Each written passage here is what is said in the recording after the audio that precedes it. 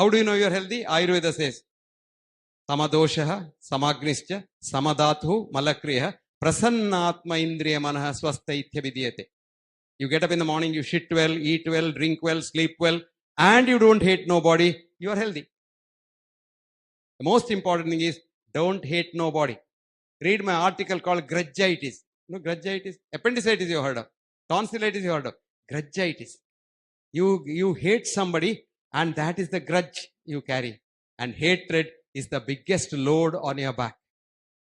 Don't you ever carry hatred. Because life is too short. There's no time for hatred. And life is so short, you are in a transit lounge of an airport. The previous plane has brought you. You are there and next plane will take you. God knows when. You don't know. And you are not certain of anything because the modern physics, now I come back to what I said and left it at the middle. 1925, there was a student sitting in the Zurich Polytechnic. His name was Werner Heisenberg and the teacher was Albert Einstein.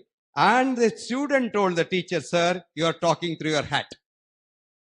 What will happen to a student who tells the professor that he is talking through his hat? And who is the professor? Nobel laureate.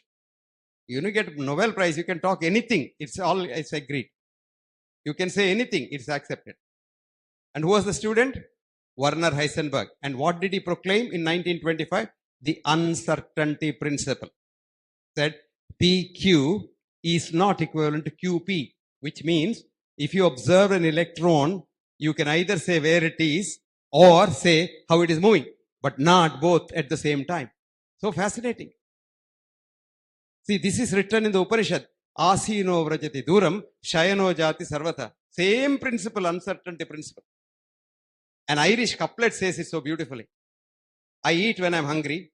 I drink when I'm thirsty. If heavens don't fall down, I'll certainly live till I die.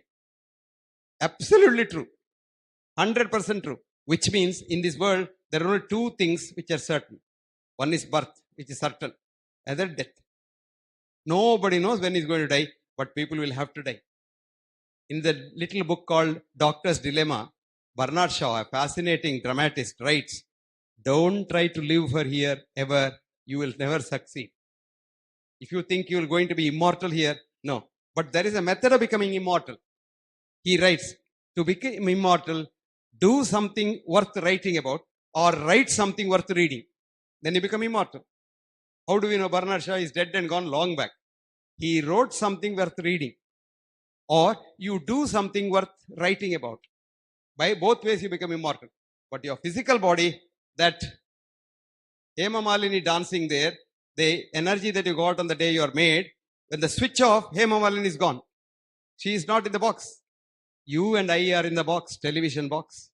And as long as the switch is not off, we are dancing, doing all kinds of things. Harming others and hating others and creating a war, cheating others. We cheat. Left, right and center we cheat people. All that in the fond hope that you will live here forever and take everything with you. See, Alexander, when he died, he made 4 important declarations. A, his dead body must be carried by doctors. Why? Because in the even great Alexander could not be saved by the doctors. So they are useless fellows. So they let them carry the dead body. Then he said all the germs must be strewn on the path to the crematorium.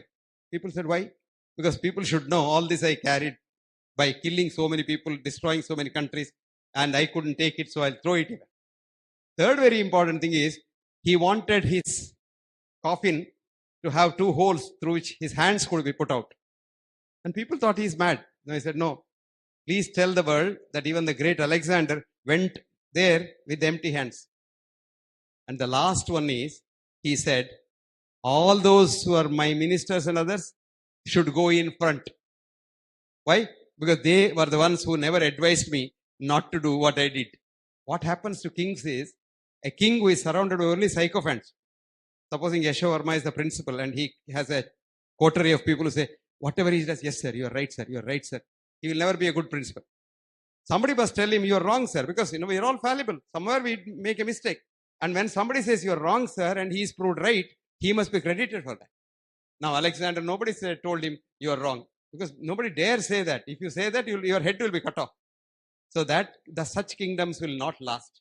So the real mind is a tranquil mind. And this tranquil mind comes not by any external force, but by internal understanding of the whole. So, my dear friends, all human ills, did I say all? Including common cold, originates in the human mind. There is nothing called a mind and a body. Today we know E is equal to M, which is in physics it's called A duality. There's no difference. Physics says matter does not exist, it's only energy. So E is equal to M. And this was discovered by a Nobel laureate, double Nobel laureate, called Hans Peter Dewar.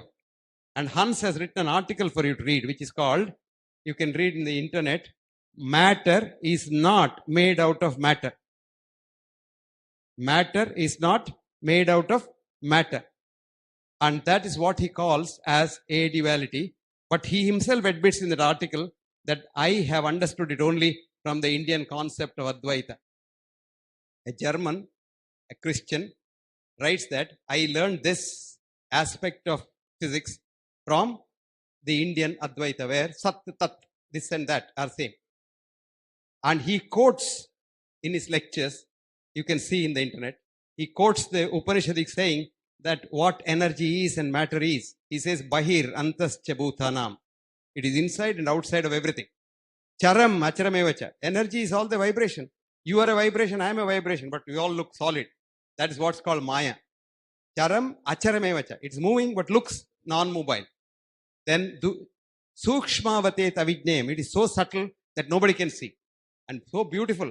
Nobody has seen an electron to date. You can't see an electron. How do I see you? Because a few photons in your body hit my retina, then I recognize you. But if one photon leaves an electron and hits you, the electron changes to something else. So you can't see an electron. But still you say, oh, if I don't see, it doesn't exist. Have you seen God? You have not seen God. So God doesn't exist. Have you been able to measure something? No. Then it's not science. Because Marie Curie said, science is measurement, measurement is science. Right? Have you got a thought? Did you have a thought when you came here that you must go here? It's not scientific. So don't think in future. It's not scientific. That's why the present Western science teaches us not to think. That's why they want to stuff only known stuff into your head and nothing moves.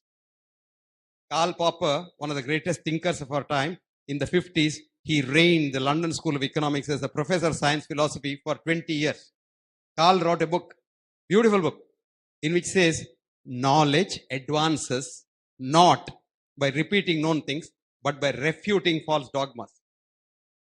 So there are a lot of dogmas in the field of science, and if you refute them and demolish them, you take knowledge forwards. So the new knowledge is, human mind is human body is human mind, human body is an illusion of the human mind, and diseases are not in the body but in the mind.